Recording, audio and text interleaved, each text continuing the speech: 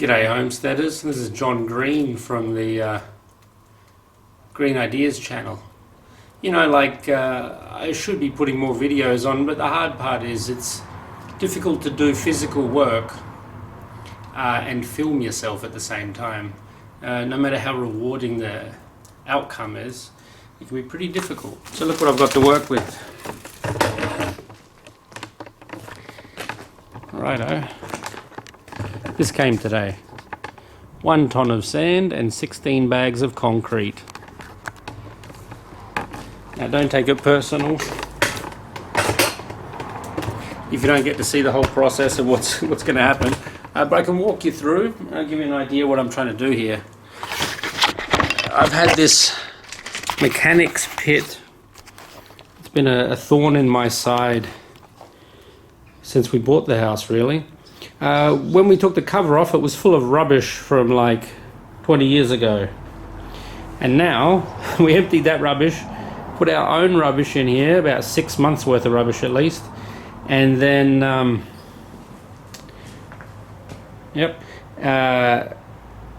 then we just covered that up again.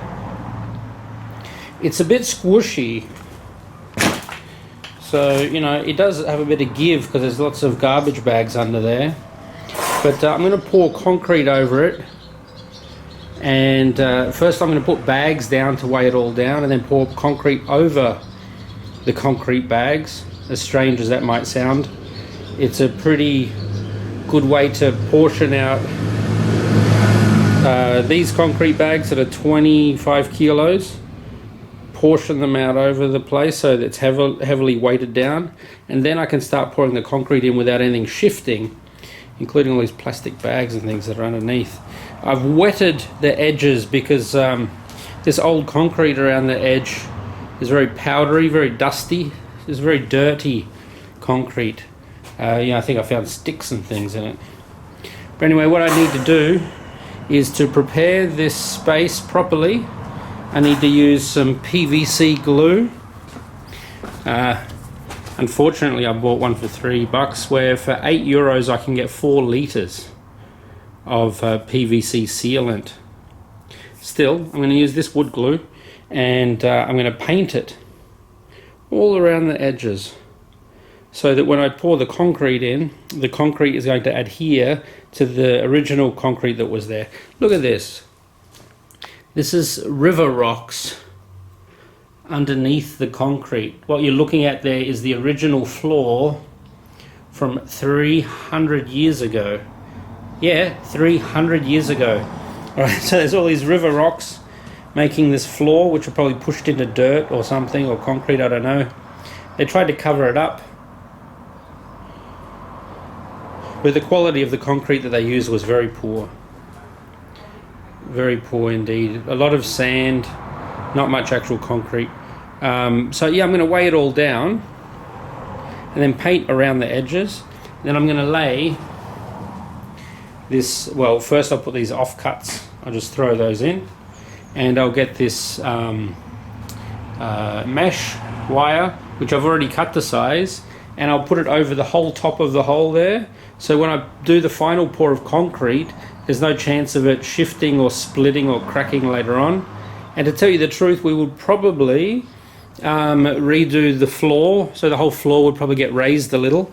It's just that this thing has to be sealed up because it's right in the middle of the space.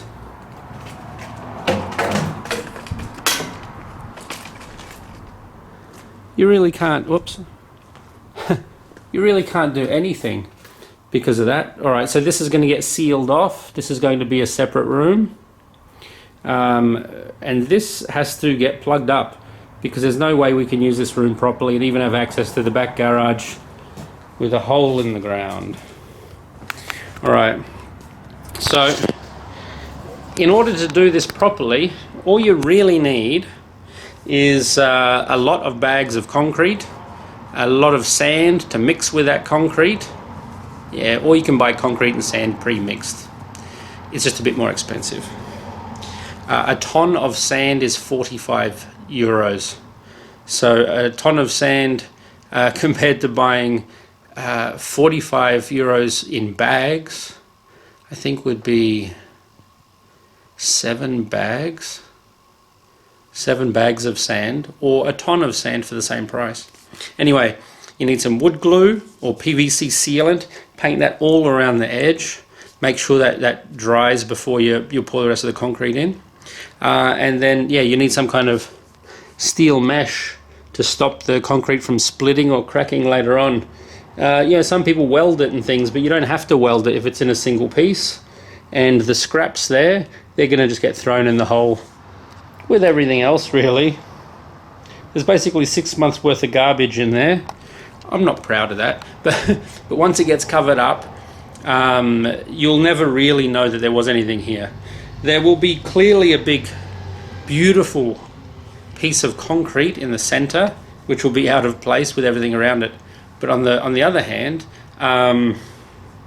we're going to come in later on and pour self-sealing concrete for our final floor covering, and then once the self-sealing concrete goes on, it's self-leveling. The self-leveling concrete will flatten the floor, and then this thing in the middle will disappear. The important part, of course, is the bond. If you're not bonding the if you're not bonding the concrete to the original surface, you're really just creating a problem for tomorrow, and a very bad problem. Our driveway was done that way, and because it was done in such a crappy way, it didn't adhere to the original concrete work, and now it's all coming to pieces. That wasn't my fault. We bought the house like that. But we're going to fix this thing. You know, it's kind of pretty to see these ancient river rocks in place, but they're absolutely impractical and we can't use them. It's too lumpy, it's too bumpy, it's actually more of a hazard than anything. So as the garage gets cleaner, you're going to start to see some progress, right? And I just mix all my concrete in a wheelbarrow.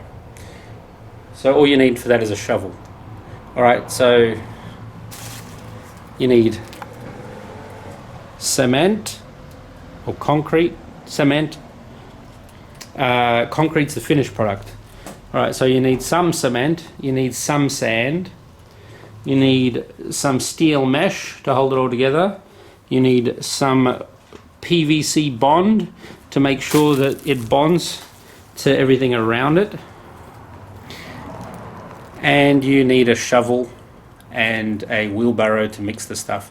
You can mix in a bucket or something, but I really would recommend a square bucket. And those long square ones, because your shovel fits in there, right? A circular bucket is no good, and you can't mix concrete with a drill or a paint mixer. Although I have done that in the past with the self-leveling paint, so self-leveling concrete. The self-leveling concrete you can mix with a paint mixer, but I wouldn't mix anything else, not this stuff. I just, you know, it only takes 10-15 minutes to do a load of concrete, so you know you get quite a lot done. Thanks for listening to me. I'm going to actually film the process. I'm going to film me painting around the edge now, and I'll film some of this, what has to happen first. It's not all interesting, but you can't skip any of the stages, because if you do, you're going to have a lot of cracks and broken concrete on your hands.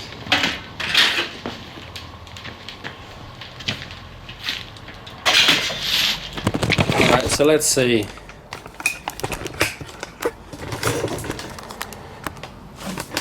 How much of this are you going to be able to see anyway? It's always better if you got someone else working with you, and this is another reason why I was saying it was very tricky to do all this by myself. Alright, as this water is starting, the water I washed it off with is starting to dry. I want to really hit it quickly with the PVC, because the PVC on dry cement, even that takes a lot longer to adhere. If it's wet like this, it actually works very well and very efficiently. So I'm going to get busy with a big brush.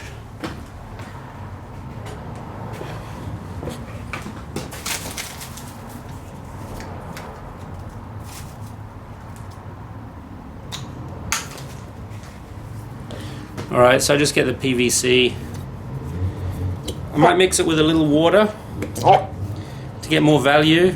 I've only got 1 litre here, and the hardware store is already closed for the day. So I'm going to mix this with a little water to get more out of it. But a litre should be enough, I think, for this amount. The 4 litres is €8, and that would cover any floor, any garage, no problem. So, alright, so I'm going to add a little water to this.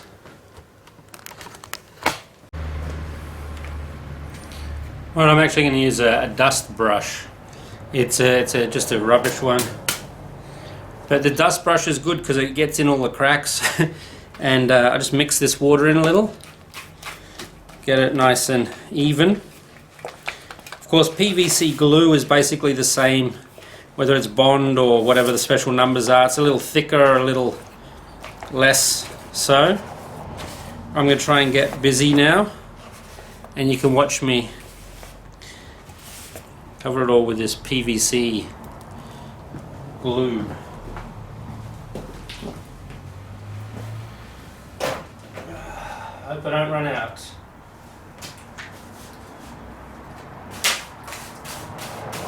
Oh, I might do. Yep.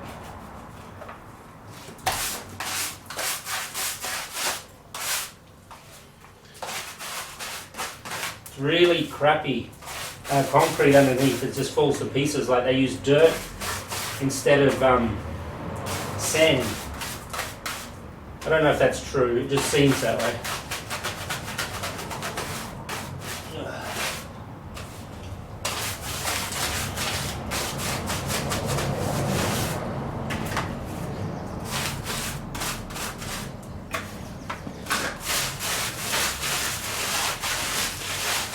Yeah, I'll probably have to get some more Bond.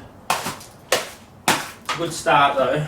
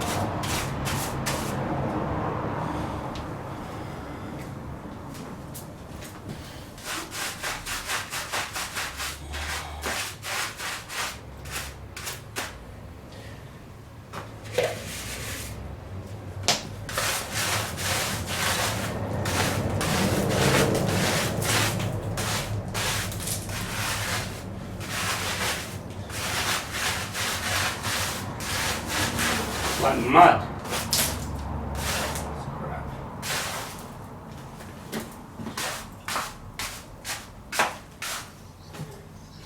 Alright, 1 litre was not enough.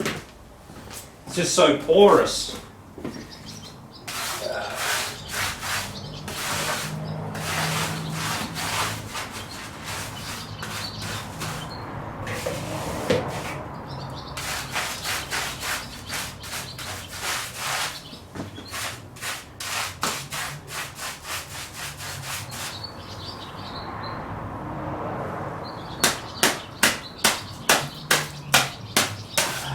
Okay.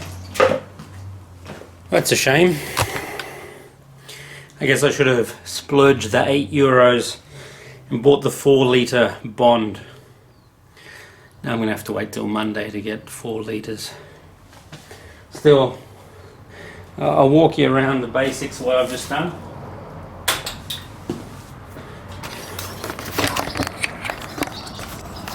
I've given it the first coat, let's just say. Well, the idea is that you really got to do the whole edge with the PVC properly, all the way up to the edge, and a little over even, for the concrete to bond properly. Well, it's not exactly happening because we ran out of bond. So you can see the edge there, it absolutely needs to also be covered. Obviously the better concrete is adhering with the bond very well, but this older sort of dirt level concrete is a bit of a problem. So yeah, we're going to have to hit it again. Still, that won't stop me doing what I have to do right now. I'm going to weigh down the middle part of the pile with just concrete bags as they are, and it probably will still sink a little bit overnight. So if it sinks down, that's the desired effect, because a lot of this rubbish is plastic, as I said. Alright, get some of these bags.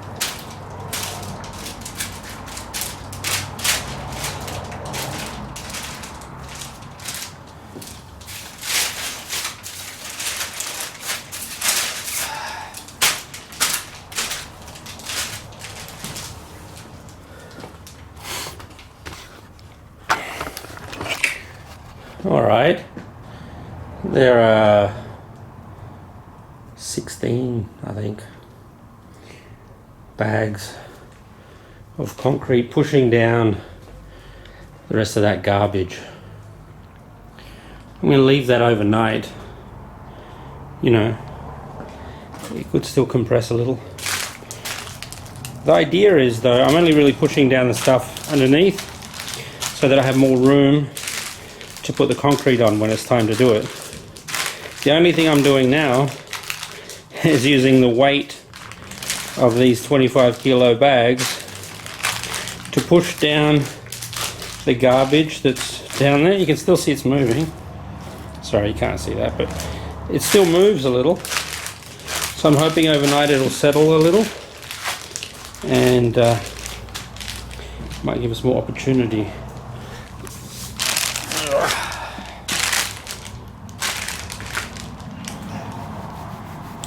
Alright, so I have to take a break. There are all my bags holding down all my rubbish. There's my grill or grate that's going to go into it tomorrow. I'm going to pull up the concrete and mix it and pour it back into the hole. You can sort of see that that's a hell of a lot of concrete bags.